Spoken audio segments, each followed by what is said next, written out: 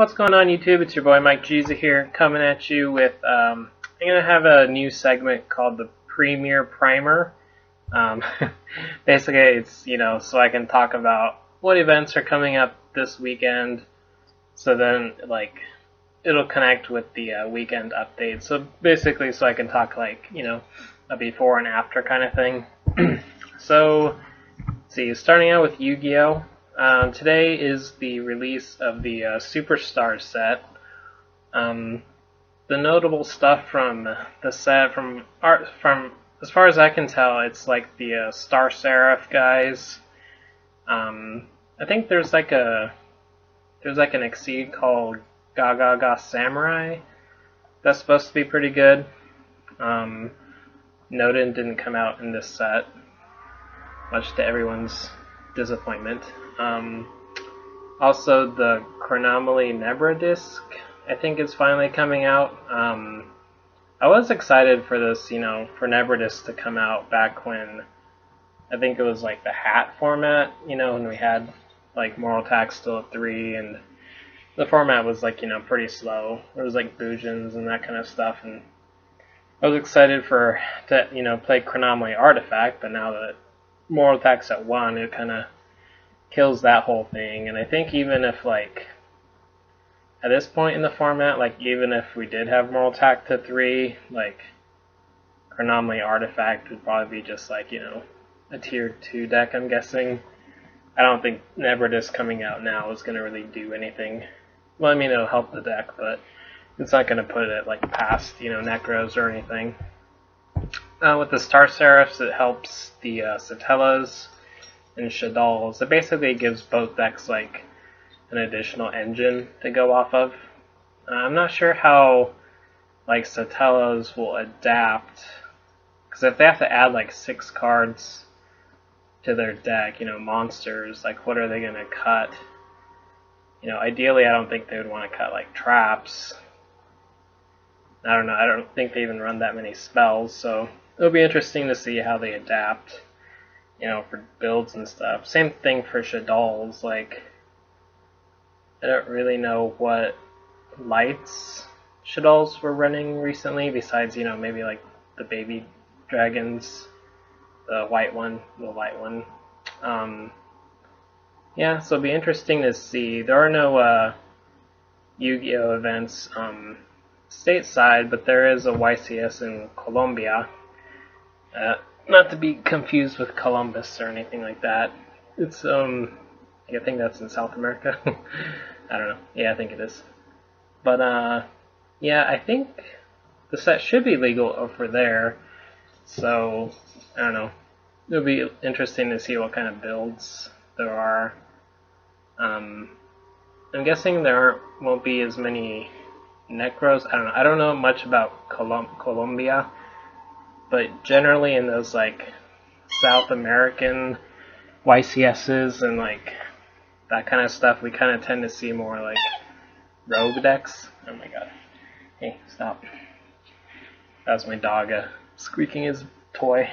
But yeah, anyway, as I was saying, they tend to not run the more expensive decks, so it might create a false sense of what the format would look like here. So I have a feeling a lot of people will discredit whatever happens at this event just because it's not in the US. US players tend to ignore anything that happens, outside of the US, besides occasionally Europe, but still most people are oh, it's Europe, who cares what happens there, even though some of the best players in the world play, in European events. As for next weekend, so not this coming weekend, but next week, is the regionals in Spokane. I'm excited to judge for that. It'll be a long day, I'm guessing, but hopefully we get a good turnout. I know locally, turnout's been kind of on the low, so we're going to have a lot of Seattle and Yakima players come to make up for the declining attendance. But let's say if there's, 80 or so, it'd be a good turnout. Anything above that is just, extra.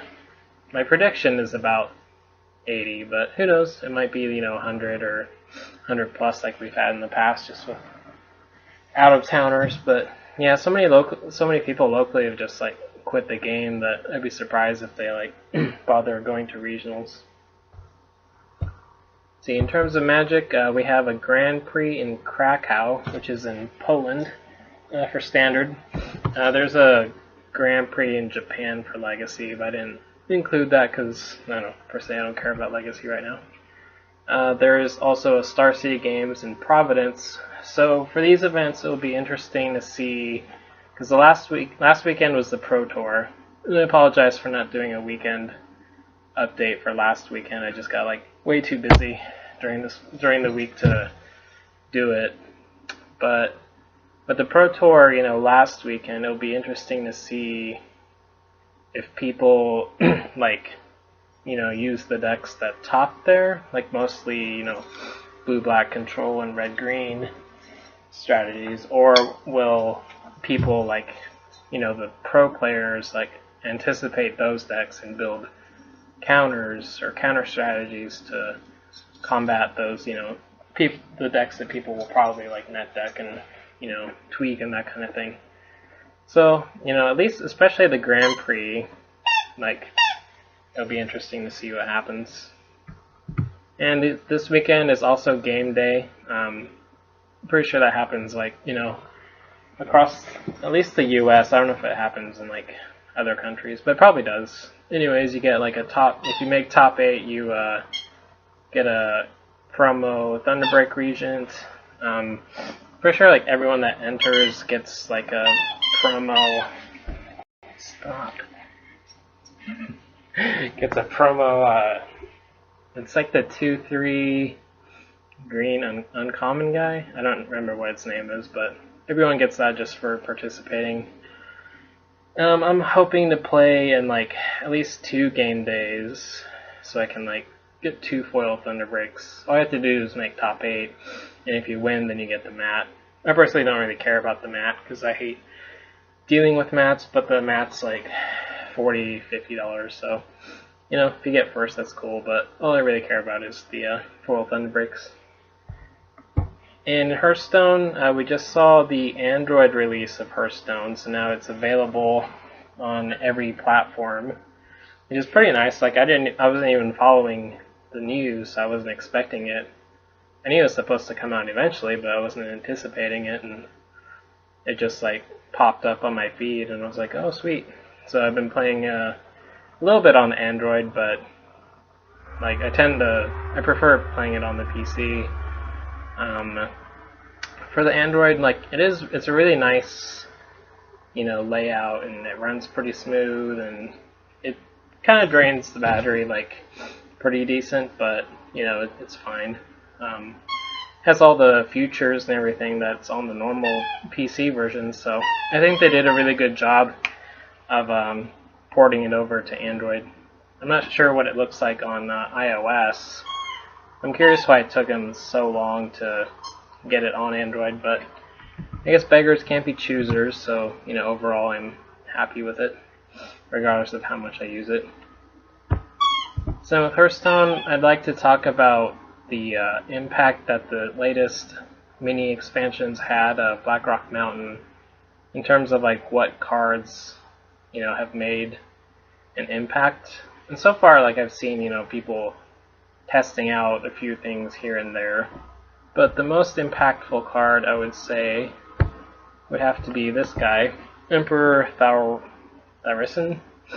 He's a 6-drop, he's a 5/5. His effect is at the end of your turn, reduces the cost of cards in your hand by 1. So basically, like this is pretty much like played in every mid-range / control deck. I haven't seen it in like, it's not going to be played in like Face Hunter, and I didn't see it get played in Mage, like those kind of aggro strategies, but like the idea for this guy, and I wasn't really like too impressed with it when I first saw it, but after like thinking it over, it's like, wow, this is actually like really good. You summon the guy, and ideally you have like a big hand, and then next turn everything is 1 cheaper. And the 1, mana might not seem like a lot, but basically for control, like since you do run a lot of high cost stuff, it basically allows you to play more cards on the following turn. And if he, survives another turn, then that just makes like pretty much all your big to medium cost stuff cost, very low or medium amount. So it's a very good tempo, card. It does kind of suck to draw it when you're low in cards, so it doesn't really have that much of an impact. But the 5/5 body is pretty respectable. I think that's kind of why I didn't think too much of it at the beginning. I was like, oh, it's just 5/5 for 6. I don't care. But yeah, basically in mid-range control strategies, it's really good. And I've seen it and played in pretty much a lot of the deck lists, or if not all the deck lists that are control or mid-range based. So far, yeah, we just got the 3rd week's expansion earlier in the week. So I would say that so far this guy's had the most impact on the game. I'll be excited to see what happens, what comes out in the next few weeks. Alright, so I think I've covered everything in all 3 games for this weekend. If you're participating in an event, good luck. I'll be, I'm interested to see what happens this week. So thanks for watching. Have a good weekend. Take it easy. Thank you.